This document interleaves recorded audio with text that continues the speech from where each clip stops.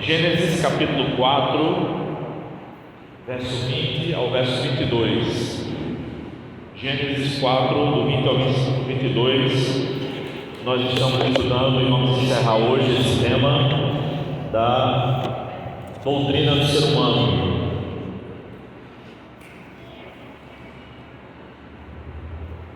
A antropologia bíblica. Gênesis capítulo 4, verso 20 ao verso 22. Vamos orar uma vez. Senhor Deus, louvado seja o teu nome.